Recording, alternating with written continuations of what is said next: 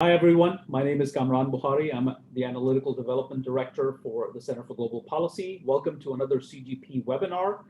Today, our webinar will be based on a report, a special report, a major work for 2020 that CGP published yesterday. It's called America's Global Retreat and the Ensuing Strategic Vacuums. Its author is Dr. Ariel Cohen, who is a very prominent commentator, expert, specialist on issues related to Eurasia and strategic affairs. He is the author of this report.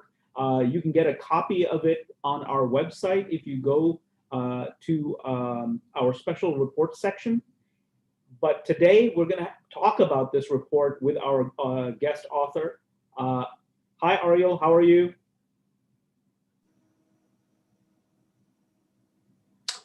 I'm fine. Can you see and hear me? Loud and clear. Very good. Thank you, Dr. Kamran Bukhari. Thank you, CGP. I really appreciate the opportunity to write this report, to think about this issue that I'm thinking for the last 30 years, and to share the results. What made me really commit to this report was the withdrawal of the US troops from Syria and what happened to our Kurdish friends there. This was, in my opinion, a blow to the US reputation in the Middle East as a reliable ally who, if not the Kurds, worked with the Americans for decades and proved to be very committed allies that paid a lot, paid a high price with their blood. But in October 19, President Trump ordered the partial retreat from Syria, despite the resistance of at least some of the brass in the Pentagon. The question I asked myself, who benefits from that?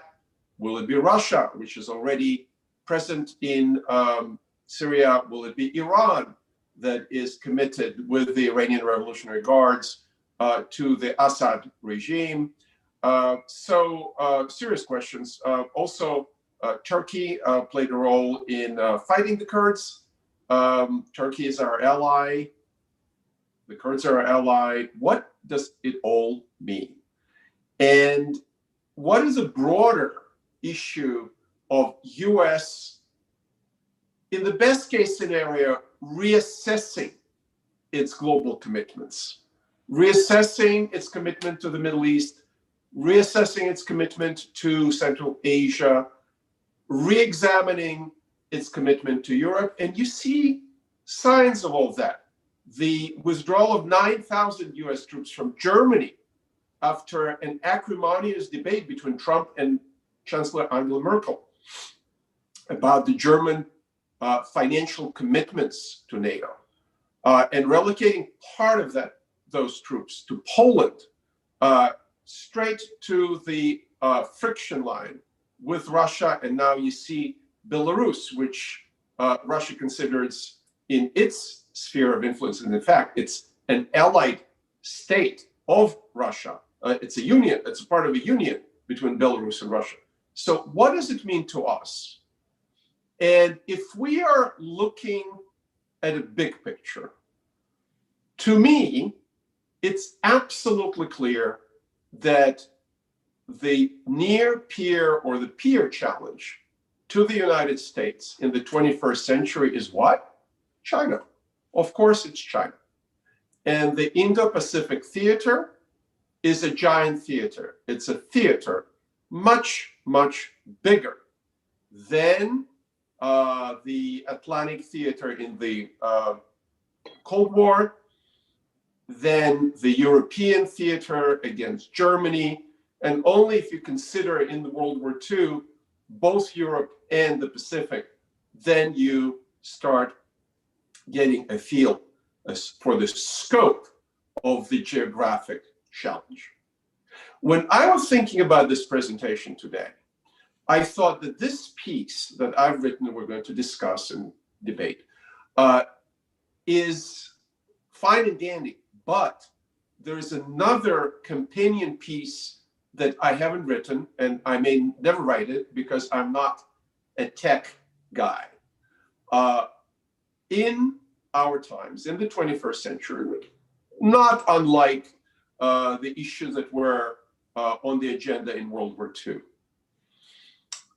the issues of technology and of economy are going to be as important, if not more important, than the issues of geography. But because of my background, because of my PhD work on the collapse of the Russian and Soviet empires, in comparative perspective, I compared it with the collapse of Austro-Hungarian Empire, the Ottoman Empire, and the overseas European empires, the British and the French.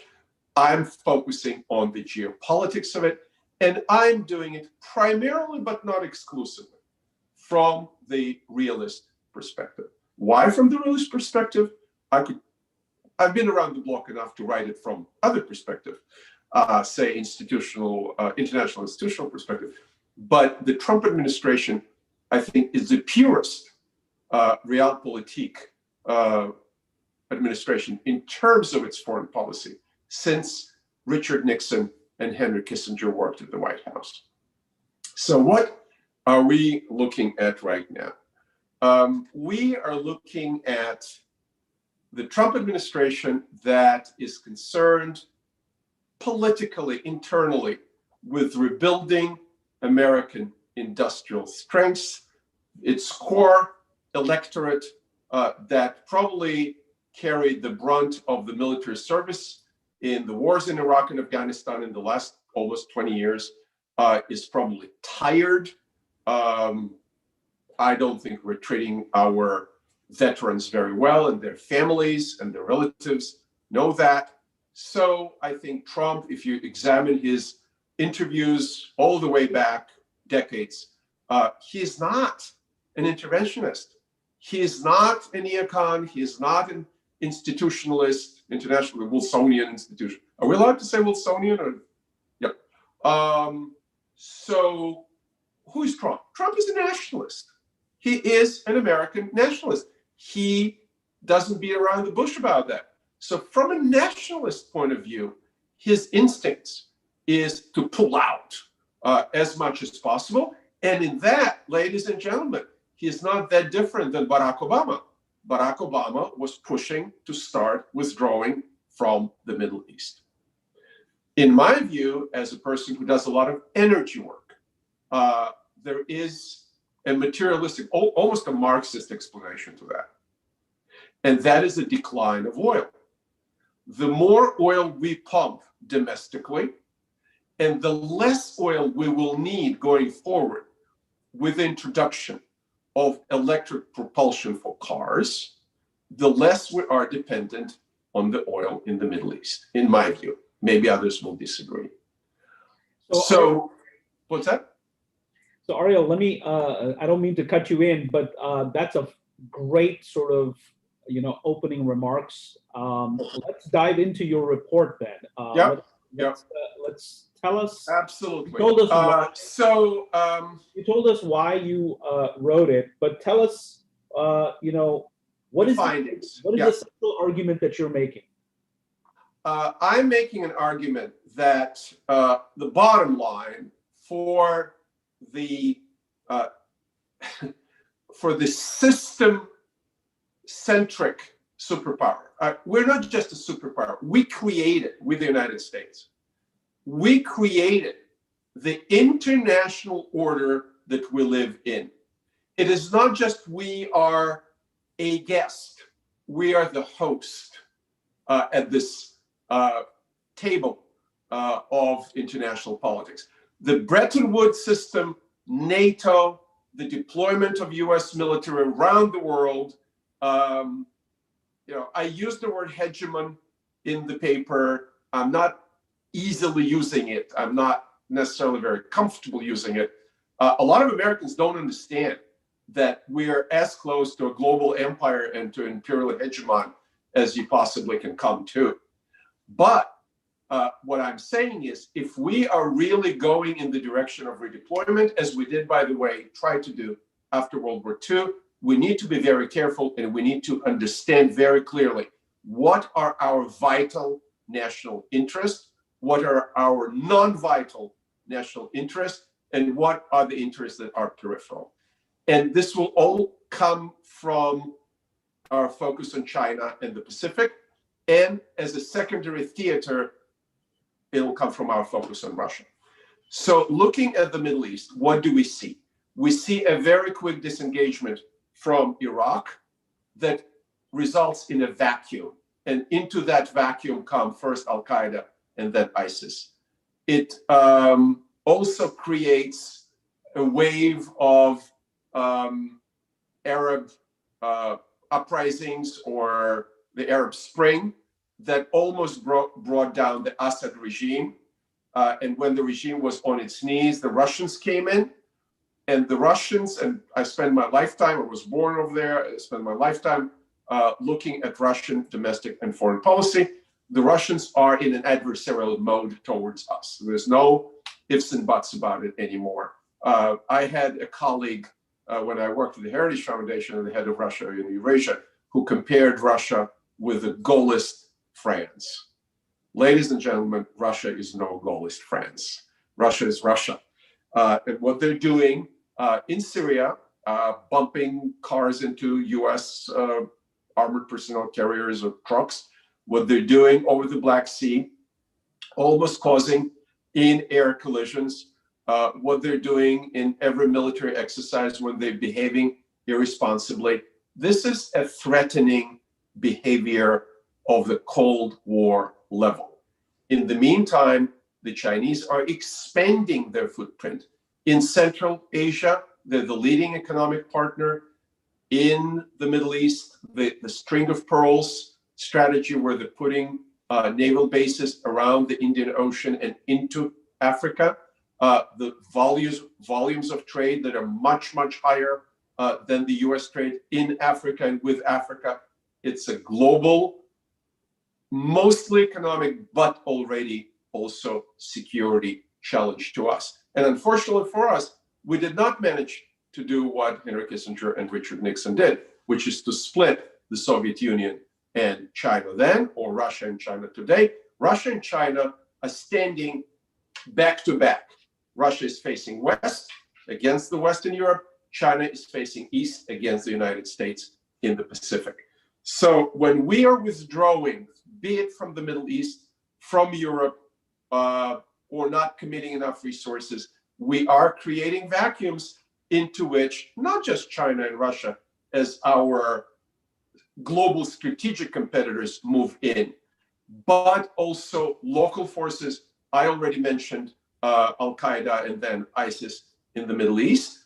But for example, it can be some local militias. It can be Boko Haram in Nigeria. What's that? Turkey and Iran. And Turkey and Iran. So let's talk about Turkey and Iran. In Iraq, I think the Bush administration, Bush 43, did not estimate how powerful Iran will become when they withdrew quickly and the pro-Iranian forces and militias moved in and started to be the overwhelming factor in the Iraqi politics. When the Obama administration with the Europeans essentially destroyed the Libyan state as it was a weak state. It was one-man show. It was a tribal coalition under Gaddafi. We did not estimate what role the Muslim Brotherhood coalition of Turkey and Qatar will play in Libya, and what kind of a reaction this will cause from those Sunnis who are opposing the Muslim Brotherhood, such as the Emirates, Saudis, Egyptians, and others. What this paper may be about is the second and third level of consequences when we can think through the first level, oh, we're sick and tired, we're packing our bags, we're bringing the boys and girls home. But what will happen next? Is there a vacuum that the locals can fill themselves? Or is there a vacuum that we may have regional allies to fill in? Or we're creating a vacuum that neither the locals nor the regional allies are capable of filling, and our competitors or regional powers that are not necessarily our friends, well, Iran is an enemy. Where is Turkey today? Is Turkey really our ally or not? I will leave this open for this discussion and in general. So will a transnational radical movement such as ISIS fill in that vacuum? Possibly.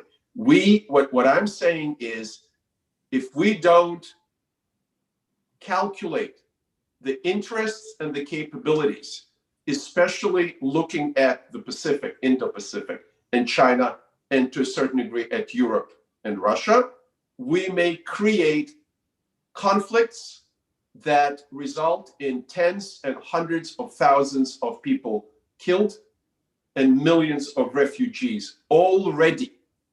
If you look at Syria, if you look at Iraq, if you look at Afghanistan, I mean, yes, what's happening today as we speak, two developments, both connected to the Gulf, are the result of US strategic consideration to reduce its footprint in the Middle East, but also try to consolidate or negotiate the exit. The Arab-Israeli or the Emirati-Israeli peace accord has many inputs, has many parameters. One of them is that US is consolidating countries that are close to it and want them to cooperate and work together, such as the Emirates and Israel, Saudi Arabia and Israel, as the US is reducing its presence and its footprint. There is a term in trade, the over-the-horizon balancer. What does that mean? The British Empire used to do that for a long time. You have naval assets, in this day and age, air assets and space assets, that you don't need to physically be present in the theater. You're over the horizon. But your agenda, your interests, your red lines are very clear, both to friends and to the enemies. And as long as your red lines are not crossed, that's fine. The locals can negotiate and manage. But if they're crossed, you will come, and you will come in force. In a way, when Saudi Arabia asked for the United States to come in, when Saddam invaded Kuwait in 1991, that's pretty much what we did. We were not physically present in Saudi, but we came in and we went to fight Saddam to kick him out of Iraq. So let me ask you, a different question here, so that we can sort of basically dive deeper into this topic. So tell us, what do you mean by strategic vacuums? Because this is a term that's thrown around, and you've done quite some work in this report to talk and define and delineate what a strategic vacuum is. And then once you've done that, then we'll go into the examples from history that you have examined for this report. But tell us for now, how do you look at strategic vacuum? What does that really mean? You just mentioned, I think your last comment was that it doesn't necessarily have to be an active military footprint in the theater, but if you have a presence, you can always go in if the red lines are known, if you know that you have a system of management. So take it away and tell us about strategic vacuum. Right. So the strategic vacuum is the geographic space, land, surface, or maritime, dry land or maritime, in which not only you're not present, but you cannot easily project your power and achieve the necessary political military goals. So you withdraw, you abandon something. And the examples, you mentioned my historic examples, that's an important part of this paper.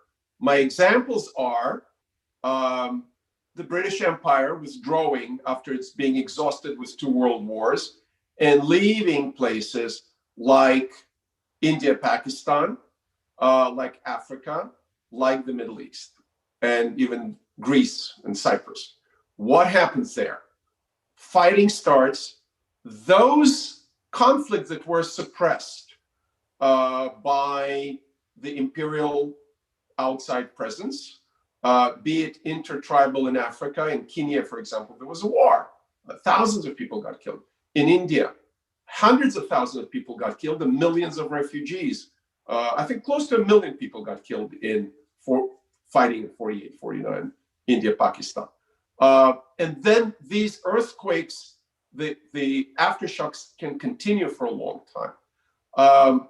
Another example, the collapse of the Ottoman Empire leading to a Greek-Turkish war in which massive populations of Greeks from Asia Minor are kicked out and overrun by Turkish troops. Mustafa Kemal Atatürk was the supreme commander, later president, and a founder of modern Turkish state. And these people just become refugees. When the Brits are pulling out, the Cypriot Greeks want to reunite with Greeks. That's enosis, the unification. And the Turks, of course, are against that. In the Russian imperial case, the collapse leads to a vacuum in what later, in our time, again, became an area where independent countries all of a sudden pop up. So in 1917, 1920, Georgia, Armenia, Azerbaijan, Ukraine, Poland, Finland, all become independent. Brief episodes in Belarus. The Baltic states become independent. The Baltic states survive as independent countries for 20 years till Stalin grabbed them in a deal with Hitler. Ukraine is overrun.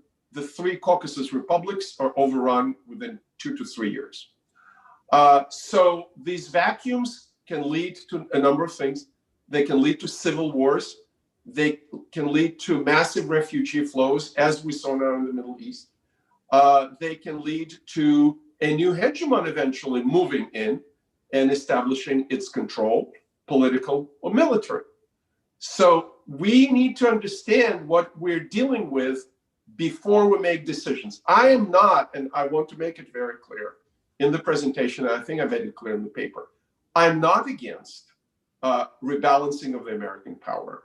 I don't think any country, any state should exercise a quasi-imperial policy for its glory or to intimidate somebody or to control populations that don't want the control. What I'm saying is the current situation that is essentially still post-World War II and post-Cold War situation in which there was a US political military predominance in the world.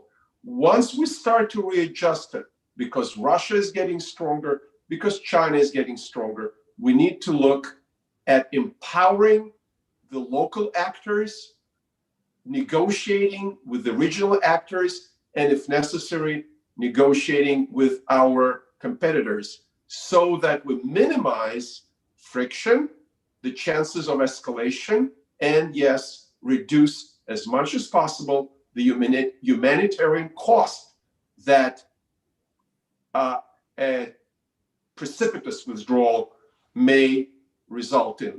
The human cost, like we saw with the example I started with the Kurds, like we saw in Syria, which had, it wasn't just the US withdrawal in Syria that triggered the weakening, all of the terminal weakening of the Assad regime. But you could argue that if US and Russia, for example, were engaged in a more productive discussion on Syria, that could have been avoided. Can we discuss Iraq with Iran? I don't think so. I think the lines of communication are totally broken. And I don't think we tried very hard. And I think Iranians are not very interested in talking to us about Iraq. But as a result, hundreds of thousands of people suffer. And part of why I wrote this paper is to argue that a bunch of rational actors can actually negotiate that and minimize the cost for all involved, because there is a high cost if you mismanage such a process for the United States or somebody else to come back in. Imagine if for humanitarian reasons, economic reasons, let's say gas, oil, we need to go back to Libya. It'll be more expensive to go back to Libya militarily than to plan and negotiate before the NATO allies, the Europeans, and then with our support, we did what we did in Libya. That's great. Thank you so much for laying out what your concept, what your view is of strategic vacuums. Now, I want to go to your case studies, and you talk about in the paper, you look at the dissolution of the Soviet Union. You look at the British giving independence to India and everything that flowed from there. You looked at the Ottoman Empire. I mean, these are three major case studies, but there's a difference here, and I want you to sort of basically speak to that difference with what the U.S. is going through right now. The Soviets imploded because they ran out of gas, as we like to say in America. The Ottoman Empire was more or less similar. It was facing reversals. It was defeated, militarily. It was defeated militarily, but even before that, it was facing reversals. Going back to the late 17th century, it started to contract and lose areas that it took over. And then, of course, the Brits were exhausted after World War II. And World War I and World War II. They bled white in World War I. Exactly. And so that's not the case with the United States. So first, the U.S. isn't a colonial power. Yes, it's an empire, but it's not a colonial power. It doesn't have the term of trade is informal empire. Informal empire. Look, there's always going to be an empire, always going to be a global hegemon, a superpower, whether we like it or not. Sometimes there are going to be two or more. That's just the reality of the world. But the bottom line is that there's a significant difference in the strategic vacuums that were created when the Soviets and the Ottomans and the Brits left or were forced to leave. Here, it seems like the United States is pulling back on its own accord, not being forced by anybody, and it's not really, in possession of areas. These areas are sovereign states. So, how do you respond to that? Well, first of all, it's a nuanced and absolutely valid distinction. Thank you. I respond to that in the following fashion.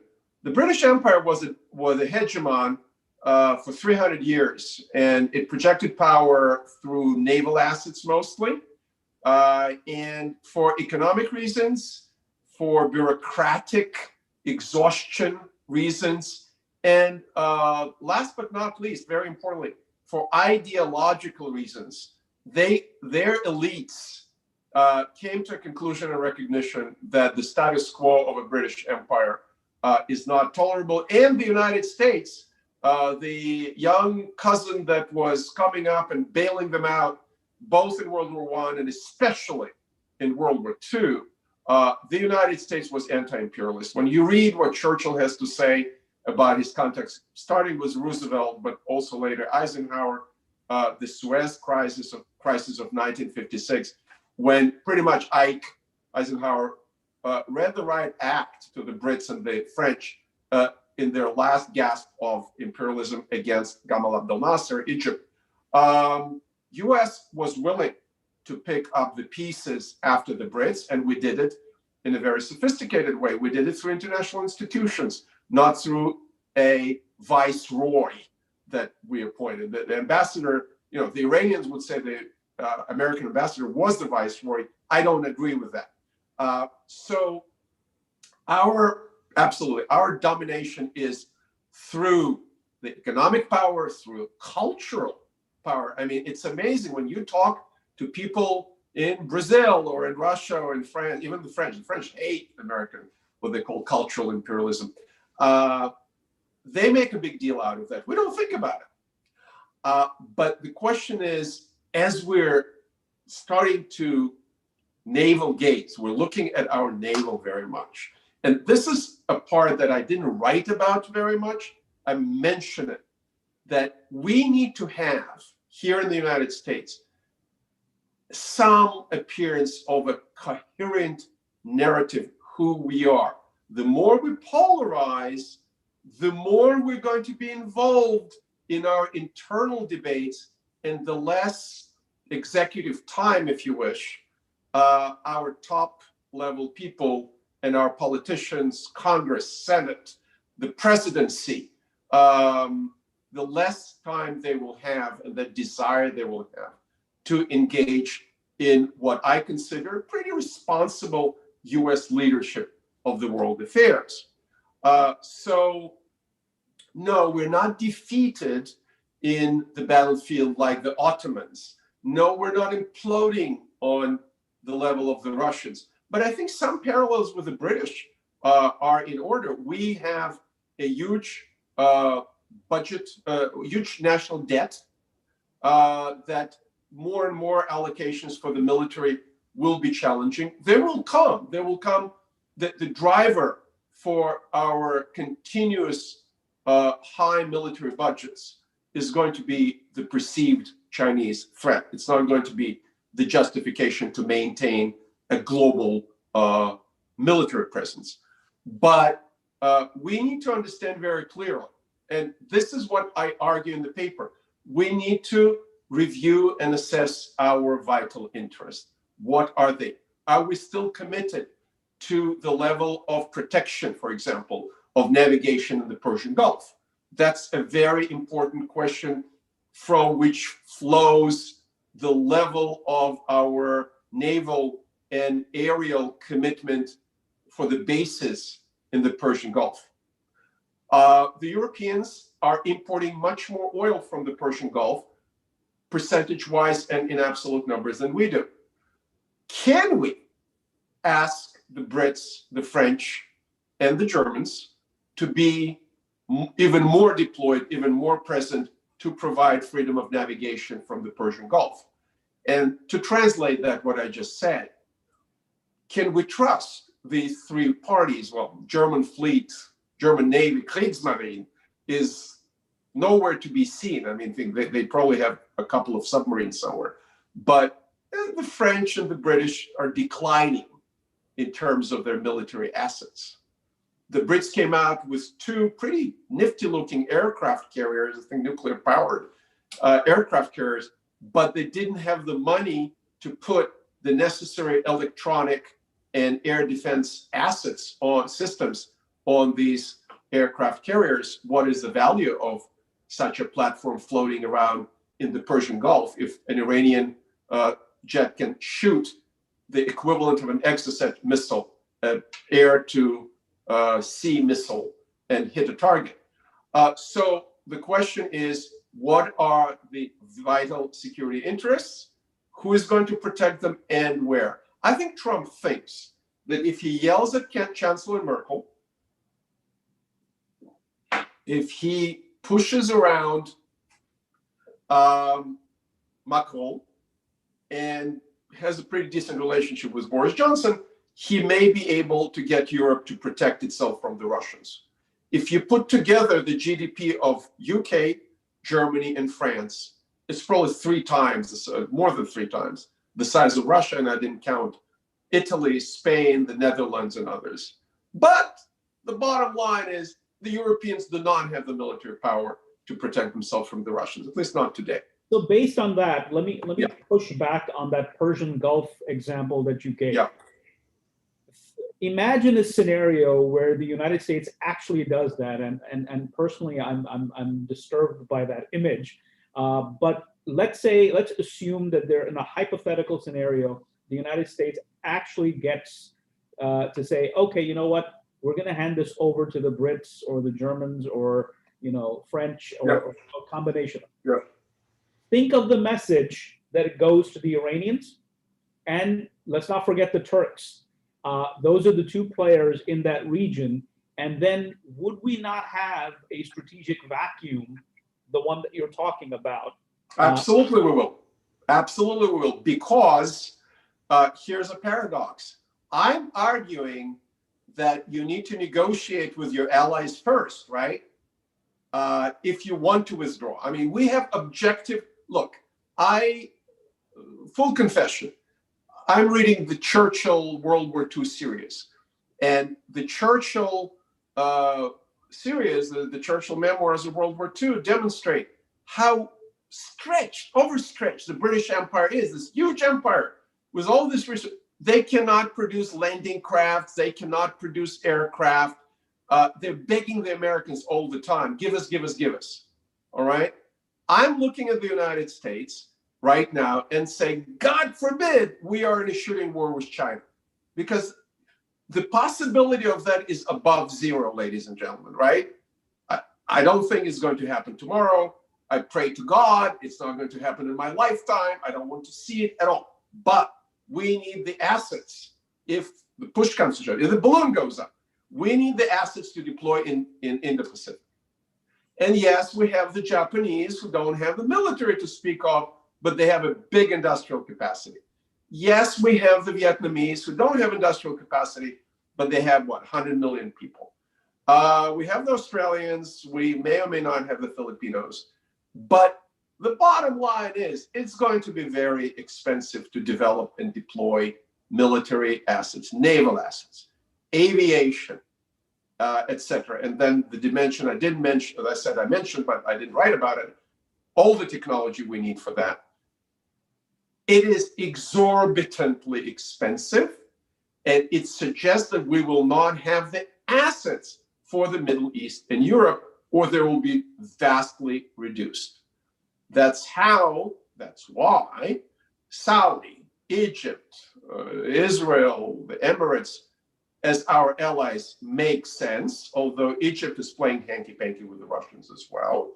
And yes, you're absolutely right that Turkey is already prodding and poking in Libya, in Syria, seeing how far it can get away with vis-a-vis Cyprus, Israel.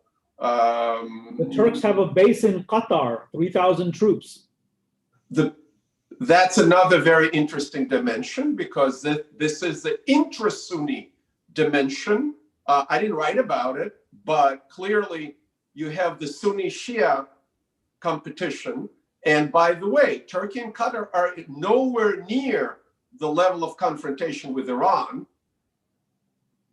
despite their Sunni credentials, and despite the fact, when I was commenting about the recent agreement between Israel and the Emirates, why Turkey is so negative? Because Mr. Erdogan is competing for a leadership position in the Sunni world, in the Muslim world, not in the Arab world. He's not an Arab. He cannot be an Arab leader, a la Saddam, Nasser, etc. But he is a Muslim leader, and he's a Sunni leader, and he's a religious guy. So he's competing from the platform that is very close to MB, and the Qataris are in an alliance with Turkey. The Iranians, on the other hand, are competing for leadership in the Muslim world, not being Sunni, not being Arab, but still are competing. So it's a three-way game. There's probably more to it, but at least a three-way game. Qatar, Turkey, Saudi Emirates plus fellow travelers, and Sunni versus Shia. That is a potential, well, it is already a shooting, low-intensity conflict. I won't call it a war. It's Syria is obviously a war, but it's a regional war in Syria. It's a low-intensity conflict that is very devastating. Look at Libya. And from the European point of view, you talk about vacuum. Here's a vacuum, Syria, Libya, through which millions of people can walk literally on foot or through smuggling networks and go to Europe and then Europeans become absolutely hysterical, and the prevention of immigration policies start to dictate their foreign policy, including their dealings with Mr. Erdogan. So that's just one example. Look at Africa. The competition between China, the Western powers, France and Afrique francophone and francophone Africa, to a certain degree the Brits, but Russians also now. They're playing there, and Africa is a continent of weak countries. I've been doing some consulting work, believe it or not, on the Democratic Republic of Congo. It's a mess. And once you have competing regimes, as we used to have in the Cold War, we used to have Jonas Savimbi versus the MPLA, Moscow-supported MPLA. Savimbi started as a pro-China guy. Then we took over, US supported him. And in the end, he was defeated by the pro-Moscow forces in Luanda, the MPLA forces. They're still in power in Angola. But the Soviet Union collapsed, and they had to figure out how to sell oil to Exxon and Chevron. I don't remember which company, but they became basically the oil capitalists of Africa. But in the process, again, refugees, child soldiers, man-made disasters, human disasters ensue. And when you're creating a vacuum by pulling out without putting all the pieces, creating a structure that works. And I'll give you one example of structure that I think worked, and that the Brits dealing with the communist, mostly Chinese insurgents in Malaya. It's a textbook example. The British Empire is folding up, going home. There's an insurgency, and they commit resources with sort of British perseverance and grit, and they manage to defeat that insurgency and leave Malaysia and Singapore, leave them in a condition that they are in, which is not a bad condition now for 70 years. So this is an example of how to do it.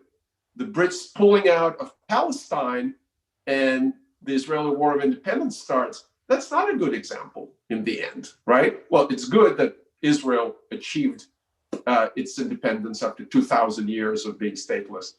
But the way it was achieved, it's human suffering, the refugees, etc. We all know the price, and we're living with the that's an interesting thing. We're living with the consequences for decades. We may be living with the consequences for hundreds of years. Another example, the Soviet Union collapsing, the Armenian-Azerbaijani thing starts in Karabakh. They're still shooting at each other. They're just shooting. We're shooting at each other like what, a month ago? Killing each other, right? And 700,000 refugees, people are still in the camps in Azerbaijan. 20,000 killed, I think I'm quoting. In Tajikistan, up to 100,000 killed. I was running projects in the field in the former Soviet Union when these things were going on. I had one interviewer being shot at with a Kalashnikov, field interviewer, my guy, being shot at with a Kalashnikov in Tajikistan, and a woman mistreated in Azerbaijan. So I sort of lived through it and witnessed it firsthand running these projects. Thank you so much. So, folks, for those of us who joined us late, we are speaking with Dr. Ariel Cohen. He is the author of the CGP's special report for 2020 called America's Global Retreat and the Ensuing Strategic Vacuum. And Dr. Cohen has been going through the nuts and bolts of the arguments that he's been making. I want to ask you a question about solutions, if you will. I mean, we've talked about consequences of retreat, strategic retreat, and pulling back from the world. I want to ask two questions, and I'll ask them together. And I'd love to get your thoughts on them, because I think this is what's going to define sort of the model, at least in my head. So you say that there has to be sort of a management, a way in which you repurpose the military if you will, deployments. So, how do we do this on the oceans? Number one, you just mentioned that, there's, or at least you hypothesize that there could be a way to sort of say, okay, we don't have to be present in the Persian Gulf, though I think that it's a stretch, but I'll go with your argument. I did not say we do not have to be present. I said we may be over the horizon. We may be in the naval assets, aircraft carrier battle group will still be there, right? But the military bases may be reduced or disappearing. I think actually what's happening instead, I was at this fascinating conference in Singapore in February of 19, and the take home from that conference was about China in the Middle East and Central Asia. The take home from that conference is the Chinese are building up their presence, including military. They would like to be in Egypt. The port strategy, the Pearl of Strings, starts as civilian ports. That's where I was headed. So I mean, surely the United States needs to maintain some form of robust presence in the Indian Ocean basin. We are present. There is this talk of the East Asia and the Pacific region, and then we've lumped it together, Indo-Pacific. But obviously there is that ocean component that has to be there, and I'd love to get your thoughts on that. And then there is the Eurasian landmass, and you've talked about how China is already pushing, or at least has the lead in Central Asia in terms of investments and whatnot. And we know the One Belt, One Road, or the Belt and Road Initiative is its way of achieving that strategic objective. So parse out both for us in terms of what is it that the United States should do both on the oceans and in Eurasia. To be very conventional about that, I think the model of NATO is a good model, and it worked when there was a...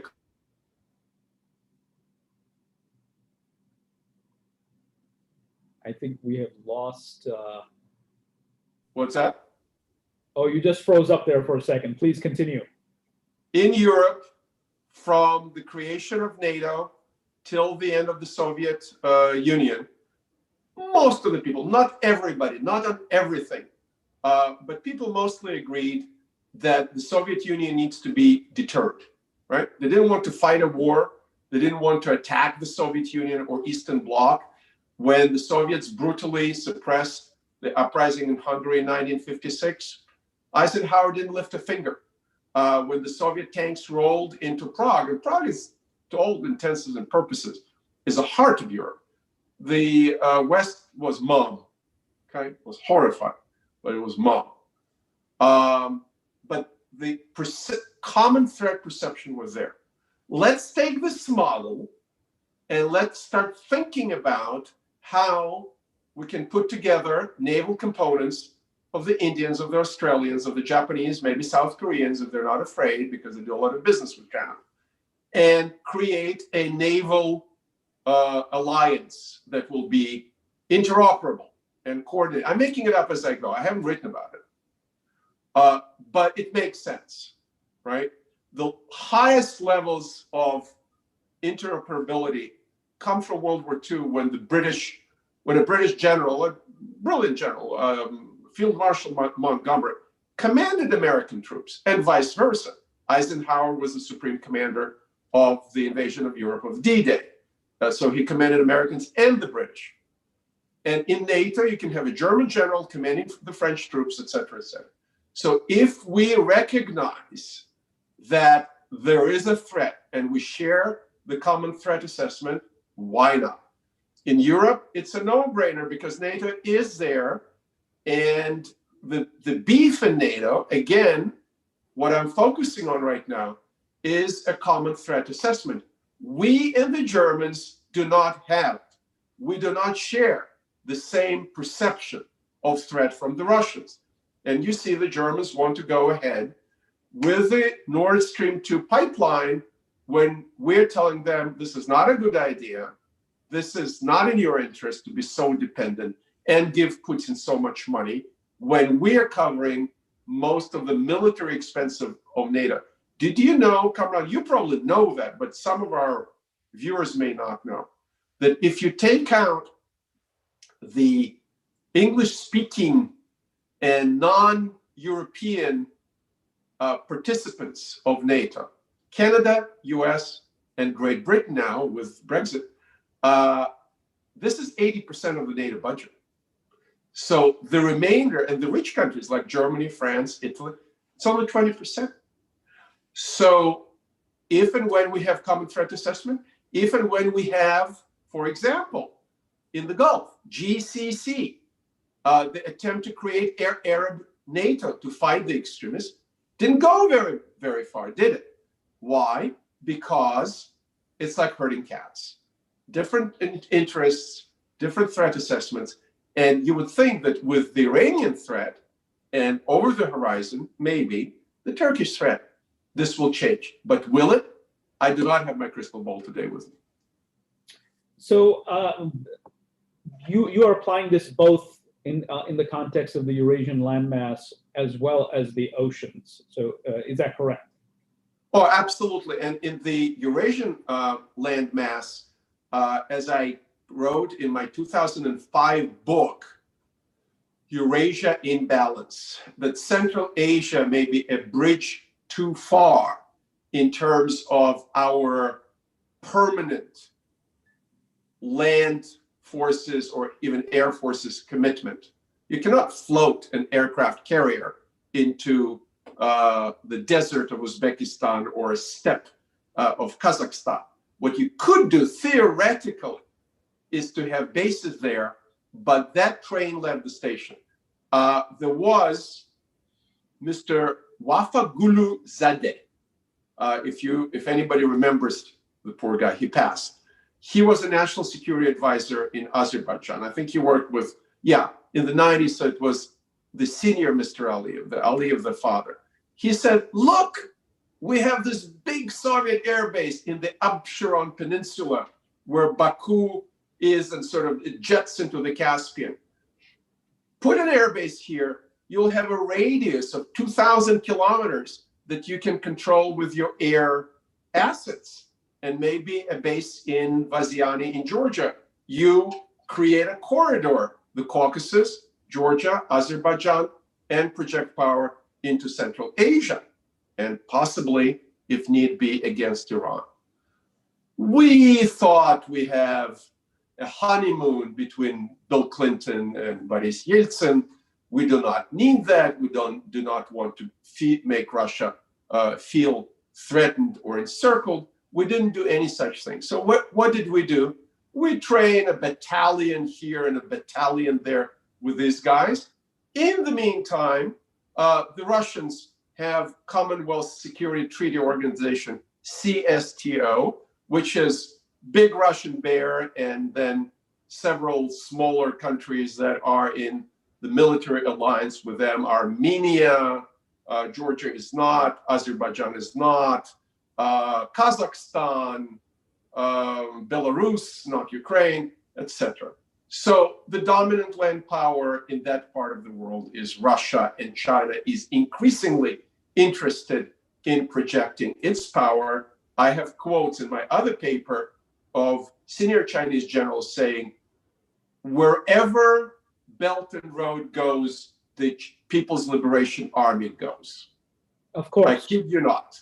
Of course, no. And again, this is the oldest trick in the book. I remember in my Russian imperialism book, I'm quoting the two wonderful British researchers, you probably know them, Gallagher and Robinson, on imperialism of free trade.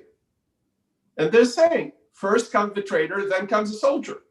That was the Brits. First, the East Indies Company establishes a factory or trading post. Then they need to guard it. And then they started projecting power. The oldest trick in the book, the Chinese are going to do it. I have no doubt that as this economic presence of China is projecting into the Middle East, into the Gulf, into the Suez Canal, and into the Mediterranean. Look what they're doing. They're going from China to Sri Lanka, maybe to the Maldives, Madagascar. So they don't have this big flat top platforms. They have bases and smaller ships, and then they have ports, and then they go up all the way to Piraeus in Greece, to the Balkans, and into Europe. Thank you. We've spent more time talking than we normally do in these webinars, but it's okay because we had a long report to cover. And thank you for walking us through it. We have questions and that require answers from you, and I'm going to pose one, and that brings us sort of home, where we are in a moment where the election is upon us. We don't know who's going to win. But regardless of who wins, and you hinted at this earlier in your presentation when you said, well, Trump isn't doing anything that Obama wasn't doing. I think he's doing more. Yes, and so the question here from the gallery is that isolationism is something that's always been an important theme in American foreign policy. So do you see the present stage as different from the past? Is the shift in U.S. posture a policy change or a systemic change? Very deep question. Thank you. I, just from personal knowledge, because I'm talking to people in both camps, and I'm glad I can. I think the Biden Democrats, not the Bernie bros, but the Biden Democrats are very much in sort of, I don't want to be nasty and say that they are in a post-Cold War triumphalism mode. They're not, but they're very much the continuation of the policies of the Clinton, Bush, and Obama era.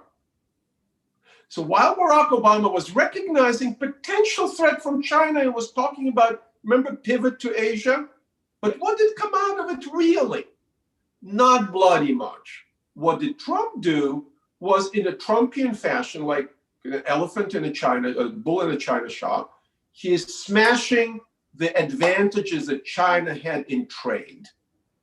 You may like it, you may not like it, but he is destroying something that was a pillar of American foreign policy since World War II. Open and free trade that used to give advantage to Americans, to American companies.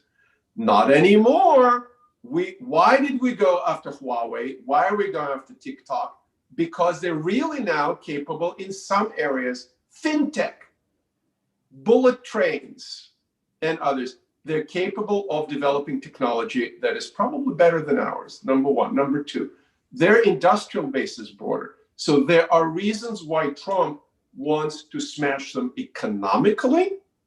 And I don't see the same verve coming from the Biden people. The Biden people want to continue pretty much as it was, status quo in relations with Europe, be nice to the Europeans. But if you're nice to the Europeans, what is the European incentive to increase their allocation of money for NATO? The 2%, remember the Wales summit 2014 after the Ukraine-Crimea adventure of Mr. Putin? All the leaders, including Barack Obama, gathered in Wales in the UK and said, 2%, 2%. The Germans are not doing 2%. And they're telling me and others in their faces, we're not going to do 2% for years. And the Americans come back and beg and say, okay, you don't want 2% of GDP for military, but there's infrastructure issues in case we need to project power, in case we need to bring troops, materiel, tanks, etc., railroads, bridges, ports. Please allocate. This is your infrastructure. Build it up. What the Germans say? 999. They don't want to do that either. Okay? Then, okay, we'll continue being nice to them, but with full understanding that it's a good photo op, but it's not good security policy. So there's an interesting follow-up question that we have to that. Yeah. We've had 4 years of the Trump administration and what you call, a complete shift in to use your metaphor, smashing the old Yelling. rules of engagement. Yelling. So is that a passing thing? Let's assume that a Biden a victory takes place on November 3rd. I mean, I have a hard time believing that it'll be just sort of like going back to status quo ante. Surely the Biden people are also seeing, despite the political rhetoric and the need to respond on TV and in the heat of the election campaign, they surely see, behind the scenes that, not everything coming out of the Trump administration has to be opposed. In fact, some of it is to our advantage. We can't possibly go back. I mean, look at the Iran nuclear deal. I mean, there's openly discussion now. In fact, I think Vice President Biden penned a op-ed for CNN recently explaining that we're not going to go back to the Obama deal and we're going to come up with a better deal. And in fact, chastising President Trump, saying, you wanted to do this, but you've not delivered. So it's almost saying that, we like what you're doing, but you didn't actually do it, and we'll do it for you. So if we keep that in mind, are we really going to see, the Biden a Biden White House not continue this process? Based on my personal impressions, and this is an impressionistic thing, and I didn't conduct sort of systematic research. Okay, so this is all based on my conversations with people and whatnot. I think the Biden people, or the collective Joe Biden, let's say, they're much more committed to Europe, and they're much more anti-Russian than Trump. Well, it's not difficult to be more anti-Russian than Trump. So what about China? What's that? What about China? I'm getting there. So the level of friction in Europe will go up. Ukraine, maybe the Baltic states, things like that. Sanctions, you've seen a bipartisan move in Congress. So the Biden administration will be very happy to run ahead of that train on sanctions against Russia. China, you're asking probably a gazillion-dollar question. I think that they will try to tone it down because it's so dangerous. I mean, do we really want to be in a high degree, whatever, not a near shooting? Do we really want that level of confrontation with China, or are there ways to sort of walk some of the things back? And you saw the trade deal. The trade deal that Trump negotiated with Xi is dead. Maybe they will go and start from there and say, okay, this is what we can take in that trade deal. But we also have these concerns and this concern and this concerns. And for sure, they will go back to TTP and TTIP because they're more open for trade and start re-examining the trade aspects, which are very important here, of the Trans-Pacific trade and maybe even trade with Europe. So that will be the difference. The Biden people, from what I understand, are more committed to international institutions, including the UN. They're more open on the trade issue. They're less America firsters, isolationists, and protectionists. Okay, but the logic of this confrontation with China is still there as it was during Obama, and it will dictate, it will drive the main dynamic. I keep hammering it. The main dynamic, unless I'm totally wrong and I don't see other things coming at us, the US-China competition for primacy is going to drive the rest of the 21st century and maybe below that, and is going to be just like it was with the Soviet Union, but worse. Technological competition, economic competition, ideological competition. I don't see why the Biden people wouldn't come back and say, hey guys, unlike Donald Trump, we really don't like the Chinese authoritarian model.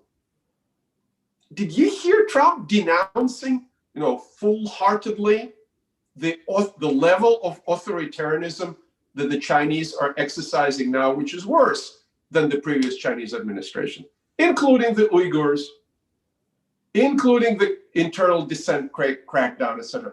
So when I said I am a realist, but I can argue other models, the human rights model becomes very attractive and very sexy when it fits with your national security agenda and your vital interest. An example, Ronald Reagan, a committed anti-communist, but in his instincts, a realist. When it suited him, oh boy, he was supporting solidarity, he was talking to the Vatican, he was supporting Russian Soviet dissidents, he was advocating for the immigration of the Soviet Jews, all these human rights and humanitarian issues that fit our interest. Look at China, Uyghurs, crackdowns, Hong Kong, it fits our interest, but we don't have a leader to articulate that. The question is Joe Biden in shape to be that leader? That's a fascinating deconstruction of that issue. Let me stay with China for a moment, because we have another question that basically is about the China-India clash in Kashmir, and I don't want you to just sort of address that per se, but I want you to address it within the framework of what we've been discussing. Where so the question to ask here is, are the Chinese moves against India, taking it to the next level with the U.S.? Clearly, it's signaling. This has been talked about, but is it taking that whole hostility that they see from this administration and responding to it? And what are the implications? When I said we have the U.S. China conflict as a defining conflict for this century, I won't be around in the 22nd century, unfortunately. I would love to. But the India-China conflict will be the defining conflict of the 22nd century. You can take it to the bank. I'm kidding. Tell us more about it. What's that? Tell us more about it. Right. So clearly, you see the vector of development. The Indians have a pretty established military. They have a civil service. And people in New Delhi think about themselves as the Indian, Mother Indian nation. The fact is, it's very multicultural, multi-ethnic, multi-religious. It's much, much more heterogeneous than the Han Chinese. But that vector, it just will take them much longer, and it'll be more difficult to modernize, to build the military. The question is, just like we're looking at China and seeing China becoming stronger, and so, well, if we are pushing hard, really hard now, maybe we'll keep them down and we'll come to some kind of agreements. Whether this is going to happen or not, I don't know. It doesn't work this way. What scares me is usually, historically, competition between rising superpowers and the reigning superpower end up in a war. And that's what I'm talking about, why we are creating these vacuums, why we're redeploying assets and re-emphasizing Indo-Pac over Atlantic Europe and the Persian Gulf. But the Chinese are looking in India and saying, wow, these guys are smart, especially in some of the digital technologies. They have their digital, Indian Silicon Valley, whatever you call it. They are worried about India rising like we're worried about China rising. And I think, whereas when I talk to Indians, they loathe the idea of a close alliance with the United States to the exclusion of relationship, let's say, with Russia, with Iran, etc. But the logic of this competition, the logic of rising China, is dictating that sooner or later the Indians will jump into it. And the more the Chinese are pushing them in the Himalayas, they're speeding up that process. And the Indians would want F-35s, and they would want whatever else they would want. Nuclear powered, I think they got one. Did they get a nuclear powered submarine from the Russians? They got an aircraft carrier. What about subs? I'm not sure, but I don't recall. Okay, so they're thinking about it. They probably will decide to build their own. What I'm saying is, yes, we're witnessing these clashes. We're witnessing the very, very beginning. This is history in the making. The very beginning of a long march, to use a Chinese phrase, to confrontation between Mother India and the Chinese dragon. So another related question, and has to do with the idea of blocking. So it's clear from the whole renaming of Pacific Command to Indo-Pacific Command, and the pivot to Asia, and the increased strategic relationship with India, that somehow in the Indian Ocean basin, that's the American strategy to block China. It's not there because, as you just said, the Indians aren't there just yet. They may be pressed to hit the gas pedal on it, but they're not there yet. So, I mean, it makes sense for, if the United States wants to block China from West Asia and Africa, that you set up a blockade, or at least set up a buffer in the Indian Ocean. What about is there something that they can do in Central Asia? Because, as you know, the Chinese have also announced some form of deal that is in the tune of $400 billion for Iran. The Chinese, as you've already mentioned, are investing in other places in the Middle East. They have a massive footprint in Pakistan. And so, is there a strategy for the U.S. to not allow this to become sort of that strategic vacuum on land that the Chinese are going to be able to benefit from? Because, let's face it, China has some time to go, quite some time to go, before it can actually field a navy capable of blue water navigation. But they're already on the ground, and as you mentioned earlier, quoting the Chinese general, that wherever BRI goes, that's where the PLA goes. Right. I think this quote is in one of my reports published by the International Trade and Investment Center, iticorg.net, iticorg.net, the two Central Asian reports. It could be somewhere else. If you email me and I'll get somebody to look for it, we'll find it. That particular, I think it was also in one of my PowerPoints to the State Department. But you are asking a question that I think our generals don't have an answer, and the State Department doesn't have an answer, because we have something called. That makes me worried. What's that? That makes me worried. Well, I think the first step to a good policy is to ask the right questions. So you're right, asking the right questions, Dr. Bukhari. So we have something called C5+1. C5+1 is when our Secretary of State, Mike Pompeo now, before that was John Kerry, Hillary, I think in Hillary time it didn't exist. They meet with their counterparts from the 5 Central Asian countries. And it drives Russians crazy. They tell them, don't do that. We have a better C5+1. Do it with us.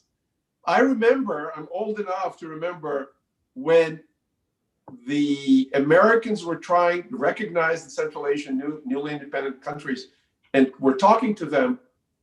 The word from Moscow was to them, don't talk to the Americans directly, talk to us. We will be the interface. Well, that's neo-imperialist as all get-go, right? So what are we doing? We just beefed up the development, financial DFC, Development Finance Corporation. Okay, I think it's to the tune of 30 billion to counter China. So they have a mandate now to counter China, which, if you ask me, is not an ideal mandate for an investment corporation, because the investment corporation is there, even if it's a government investment corporation, it's there to do a couple of things. One, to make money, and two, to promote American business. The purist free traders loathed doing that. When I used to work for the Heritage Foundation, I was the head of Russia Eurasia. They would hammer me on the head every time I would open my mouth and say, well, but we need to insure the investment. We need maybe to have some pot of money people can borrow to invest in these high risk environments. And of course, the Bush administration wouldn't do that. And I think the Obama administration didn't do it either. Now, when we're staring at $2 trillion worth of Chinese commitment to BRI, we have a choice. We can say, you know what? We're not playing. You want to own these assets? Half of these assets or more will be white elephants. There will be railroads with no trains. There will be airports with no passengers. Hey, especially now with COVID. But I think the Chinese, because of their internal considerations that I can go more into, such as the excess industrial capacity, made a decision that was a Politburo level decision. And it's a signature project of Chairman Xi Jinping. He announced it, I believe, in 2013, I want to say. I may be off by a couple of years, but he announced that they are committed to financing Belt and Road.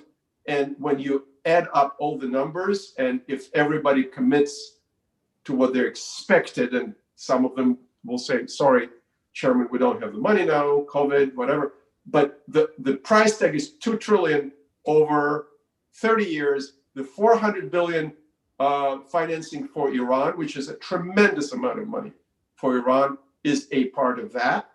And I call it reformatting of Eastern Hemisphere. It's not just Central Asia, it's also Europe. They're buying assets in Europe. They're buying ports. They're buying banks.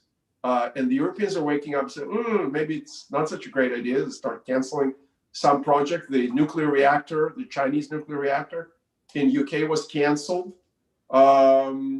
They were buying even soccer teams to gain goodwill.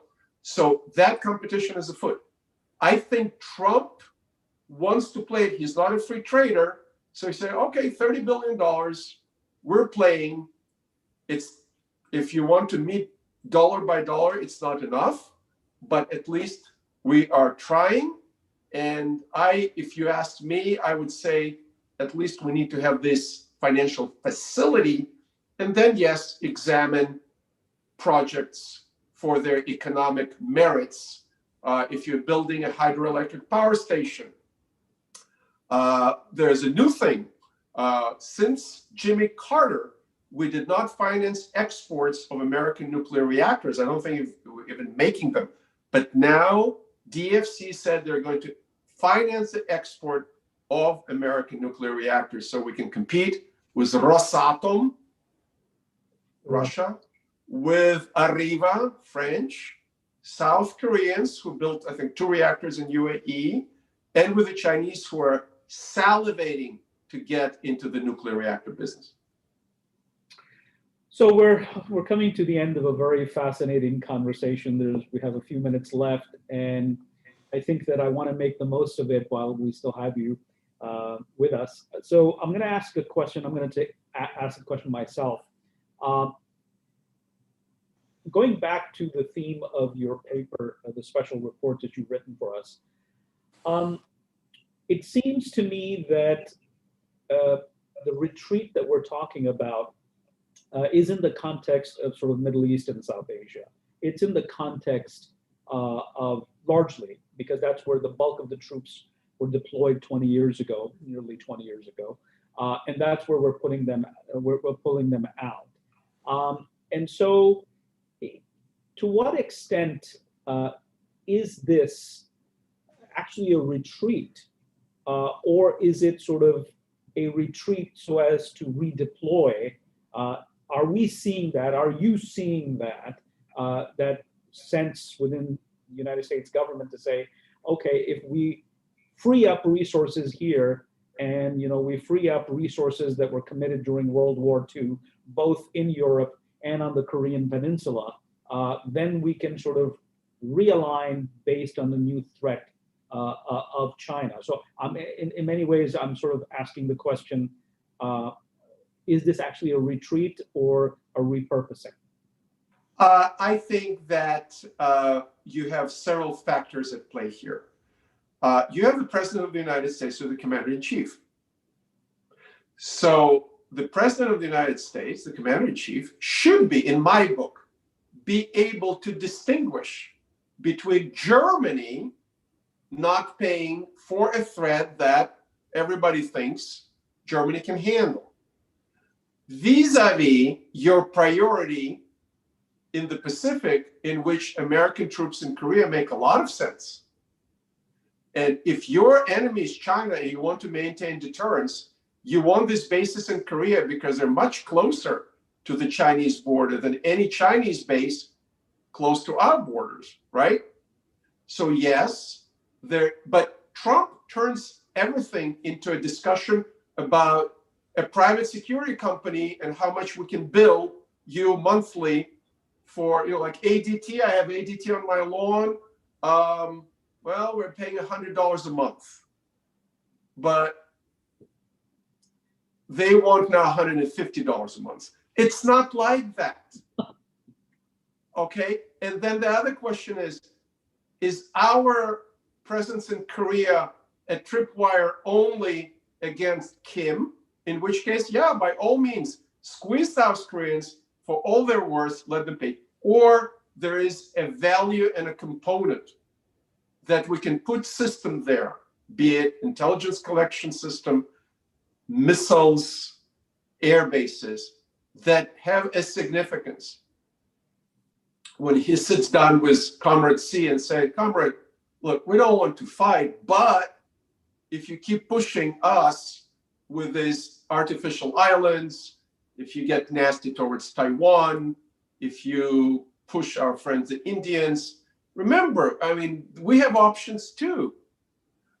So that's one parameter. The other parameter is when we had a Japanese prime minister who is really committed to rebuilding the Japanese naval power, he gets sick and gets out of office. A very capable man, by the way. The new guy comes. People are telling me he may not make it to the elections and be the next president. So you have another postponement vis-a-vis Japan. Redeployment, yes, to a certain degree, it's redeployment, but I don't see a lot of deployment going on. You need to, if you pull out troops from Europe, are these the same troops you need in the Pacific, or you need different configuration of troops? What I do know is that the average distances between bases, between targets, between islands are twice as long as they used to be in the Euro-Atlantic theater, which means your fuel bill will double. And because the acreage, the sheer territory of the area is so huge, you probably need double the number of platforms. I don't mean to interrupt you, but I want to add to my questions. So keep talking, but please factor in technology. Is technology going to help with that sort of doubling or offsetting the doubling of that cost? Yes, of course. Technology always makes things better, faster, more on target, more disruptive, etc. And I don't know why Trump needed to open his mouth to Woodward and say we have an amazing new nuclear system that Xi and Putin don't have. If I were him, I would keep it under wraps. Just today, I saw that the Air Force came up with a new fighter that they designed within 1 year, whereas F-35 took 6 years for Lockheed Martin to design. So to me, I was thinking about it. What happened here? There's a sense of urgency. That's what's happening. 1 year to a new fighter? This is the pace of World War II. Okay? That's actually scary to me. If the Air Force itself goes and designs a new fighter in 1 year, and we have a flying prototype already, well, I would like to see, is it stealth? Is it not stealth? How is it different from what we already have? We have some legacy fighters or bombers, legacy platforms from the same generation the Russians' planes are, and the Russians are still flying those they're much more evolutionary. They don't leap as much. But you take MiG-29 with better, newer electronics, it's MiG-35. MiG-29, if I'm not mistaken, was first flying in 77. This is the same generation as F-15. An upgraded F-15 is still a powerful, awesome machine, right? So there's something afoot here. So yes, the technology definitely, not just the traditional classic 20th century ideas and platforms such as aircraft, ships, tanks, space. Space becomes extremely important in the future conflict because everything is satellite communication. And it scares me again because we have some amount of arms control that the Trump administration is dismantling. We don't have any agreement on military uses of space. The only thing I think we still have is we're not supposed to deploy nukes in space. Am I right? I think so. But do the Russians adhere to those agreements? I don't think so. Do the Chinese? I don't know. The Russians just recently tested another satellite killer system. Do you think our guys are going to just sit there and do nothing? Of course not. So we are in an era of competition, of arms race, of escalation, and our relationship with our leading European advanced technology partners is not great. Our relationship with the Japanese and the Indians and the Israelis is better, but there are a lot of challenges there. And the Indo-Pacific, because I do a lot of Europe work, and I visit before COVID, I was there 2-3 times, sometimes a year, in conferences talking to pretty senior people. They will not go with us to the Indo-Pac the way we went with them against the Nazis and the communists in World War II and the Cold War. That will, if you wish, the political will, is not there in Europe. If we're doing a big alliance or coalition in Asia, it will be with the Asians and the Australians. Well, that brings us to the conclusion of this webinar session, and it's been a fascinating conversation. I cannot thank you enough for being with us, for enlightening us. Thank you so much for writing the report, folks. That's the report. It's available on our website, America's Global Retreat and the Ensuing Strategic Vacuum by Dr. Ariel Cohen. Keep watching this space as we'll continue to bring you similar enlightening thoughts on how U.S. foreign policy should be. This is Kamran Bukhari from the Center for Global Policy signing off. Take care and stay safe.